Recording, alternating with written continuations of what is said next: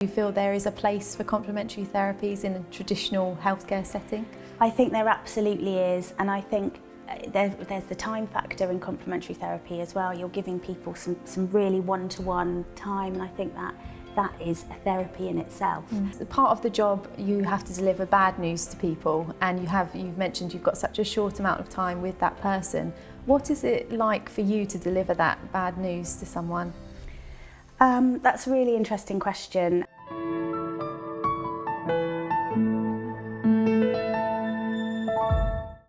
Hello, I'm Hannah and welcome to the Life and Loss podcast, where we discuss difficult topics including living with life-limiting illnesses, dying, death and bereavement.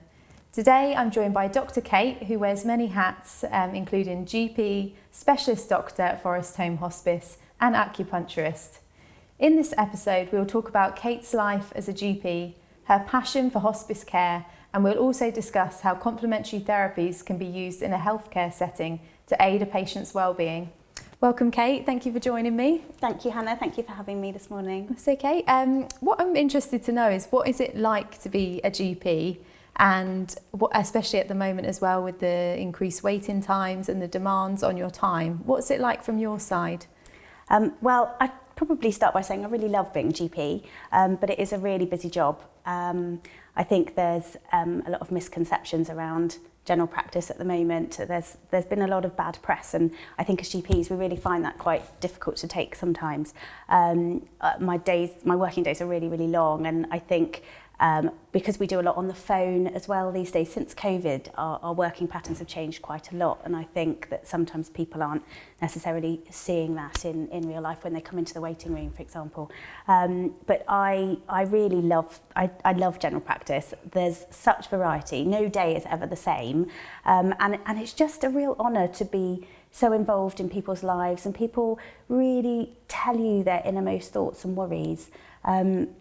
And sometimes somebody will come in with one thing and you'll really explore it, and it's just that hand on the door moment as they're leaving. And by the way, I've found a breast lump, or by the way, actually I'm really feeling quite sad at the moment. And I guess one of the difficulties is, you've got 6 people waiting. You sometimes don't have time to really fully explore, but there are some things that you have to make room for. Yes. And so you do, and that makes everybody else wait. And so when somebody comes in and says, I've been out there for 45 minutes, I can't tell them what's just happened. And I think that's one of the hardest things, and I just have to accept that everybody thinks I've just been a bit slow, when actually I've just been doing sort of 3 or 4 problems in that one 10-minute slot.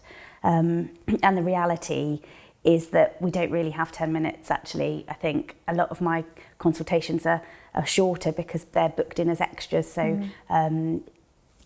the day just gets longer. But as I say, I do love it. I do still love it. And I think the day when I wake up and I'm not excited about what I'm going to be seeing that day is the day that I need to change my job, really. Yeah, definitely. And is it something you always wanted to do from a young age? No, not at all. I wasn't going to be a doctor.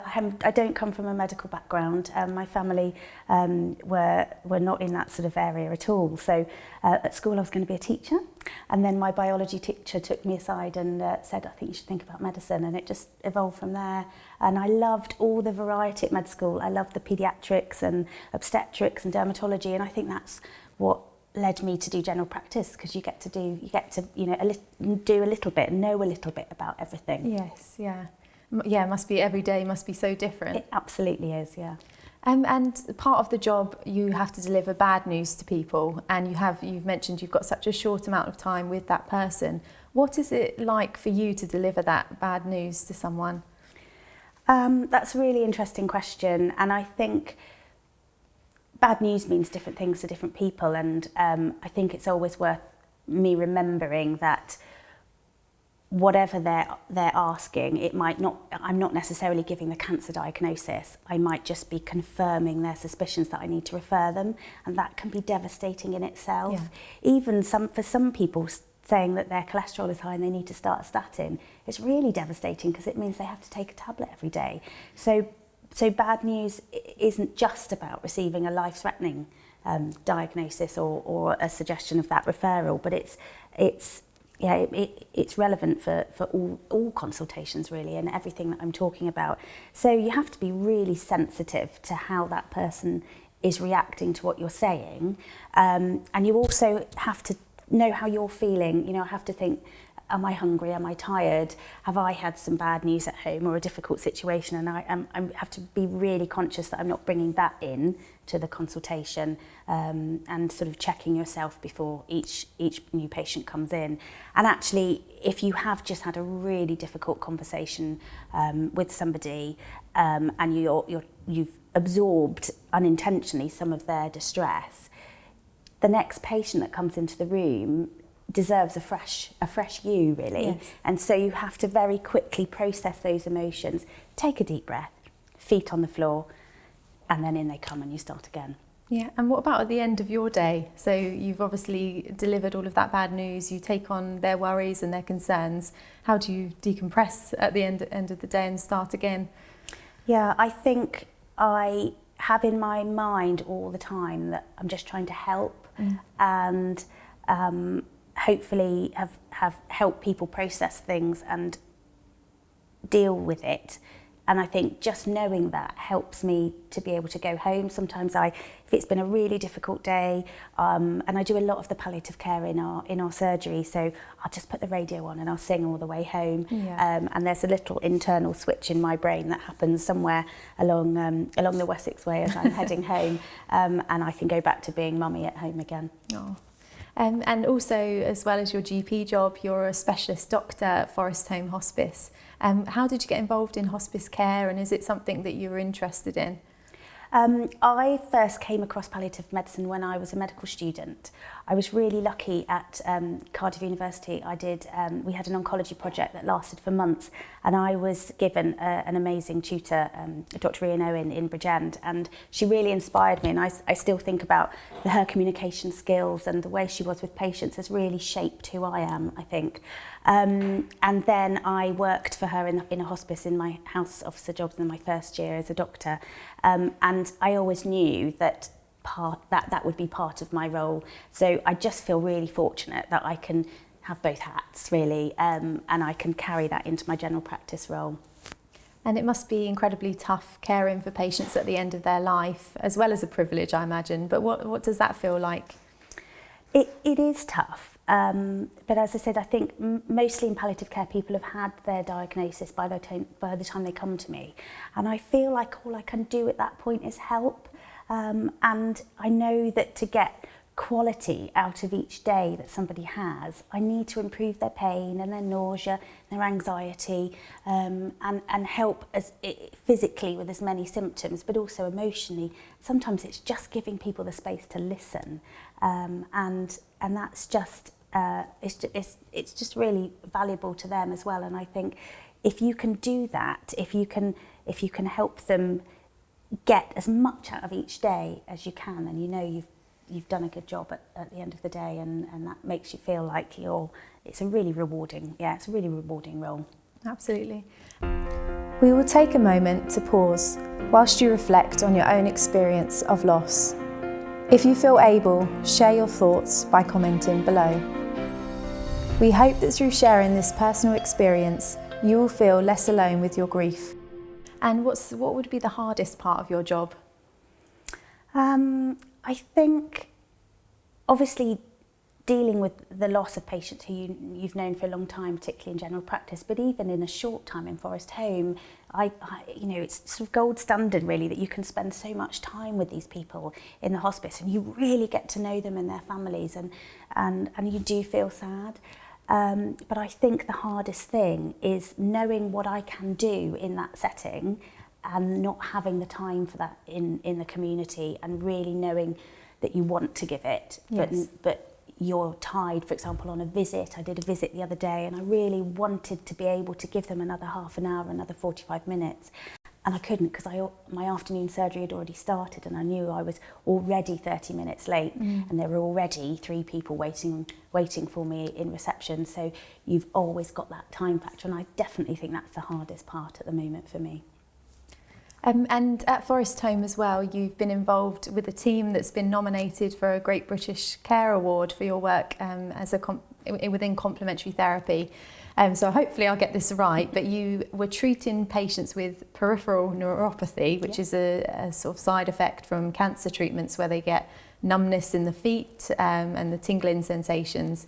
And you and the team have combined acupuncture, reflexology and aromatherapy to treat patients. Can you tell me a little bit about how that came about and the sort of results you've got from that? Yeah, absolutely. So I did a course in acupuncture about 10 years ago now with the British Medical Acupuncture Society, and I was just using it sporadically in general practice for certain conditions. And then when I joined Forest Holme, I was introduced to one of your therapists and mentioned that I was interested in acupuncture, and she had that day had a patient with really difficult peripheral neuropathy and said, I don't suppose you know how to do acupuncture for this. And I said, well, actually, funnily enough, it was one of the things they talked about on an update palliative care course. So I went in and we had a conversation about how we might try and combine our forces to treat this patient, and the patient just did really, really well. And then the next patient came along and the next one. And so now we have got this service where we alternate between acupuncture and reflexology, and Christine gets them to do some treatment at home as well. And the results are amazing. I mean, people are coming in with sort of a symptom load of 7 to 8 out of 10. And by the end of the course, on average, I think we worked out it was 3.4 out of 10, which is quite impressive compared to the results you can get from medications. And of course, a lot of these patients have been living with this for years. So they've tried all of those standard things that I could prescribe in general practice, and they've got to the point where there is just no hope. And we've had patients be able to put their hard golf shoes on, go out and play golf again. One patient really wanted to just put the bins out, and he couldn't walk across the gravel because the gravel was too hard on his feet. And by the end of it, he was doing that. Someone else wanted to do their wife's top button up on their blouse because she struggled, and he could do that again. And I think, you know, the numbers are one thing, but it's actually the physical and practical things the differences that it makes to people. It's just so rewarding. Yeah, and those little things, like you say, you don't think about them in everyday life, but when you can't do them, absolutely, it must just be so hard for people, and to have that back, especially when they've been going through so much, must be amazing for them, and amazing for you to see as well. Yeah, definitely. So with all of that, do you feel there is a place for complementary therapies in a traditional healthcare setting? I think there absolutely is, and I think there's the time factor in complementary therapy as well. You're giving people some really one-to-one time, and I think that is a therapy in itself. But there's so much of that to explore, and I know financially the NHS is really constricted by that, and so we're really fortunate at the hospice to be able to have that as part of the provision from the charity. And certainly down on the ward, we've got patients who really benefit from reflexology, from Reiki, and the acupuncture downstairs as well. And I think it's just really good to be holistic and to step back and to really be able to see that it's not just have the sort of the pharmaceutical model in your mind, and think, how else can we support this patient? Yeah, definitely. So I've asked you, Kate, what the hardest part of your job is. So on the flip side of that, what's the best part of your job? Well, I think that feeling that you're really helping somebody. And I remember when I first started working in palliative care in this area, one of the doctors I was working with talked to me about a really great story. It's about a starfish and a little boy, and there's been a storm. And he's walking along the beach with his grandfather after the storm, and the storm has brought in all these starfish which are scattered along the beach. And the little boy runs ahead and he's picking them up and he's throwing them as far as he can back into the sea. And the grandfather catches up with him and calls him back and says, what are you doing? You can't possibly throw all these thousands of starfish back into the sea. You're not going to make a difference. And the little boy bends down, picks one up, and he hurls it back into the sea. And he says, well, it made a difference to that one. And I think that's what I take home every day, is that I may not have been able to do everything. I can't turn the NHS upside down and put millions of pounds into funding it, but I can make a difference for an individual person. And in any healthcare setting, but I think particularly in palliative care, it's like ripples in a pond. If you help somebody to have a good death, you help somebody to have a good day by improving their symptoms, the ripples as you throw the stone into the pond, those ripples are affecting all those people around them, their family, their friends. And I think you can actually improve just that one person, just that one starfish by that action that day. That's so lovely. Well, thank you so much for talking to me today, and thank you for listening to the Life and Loss podcast. If you'd like more information on our charity, you can visit our website, which is www.forestholmehospice.org.uk. Thank you. If you found this episode useful, click the subscribe button. Share this episode with a friend or a loved one, and don't forget to give us a like and share your thoughts in the comments. Your support means so much.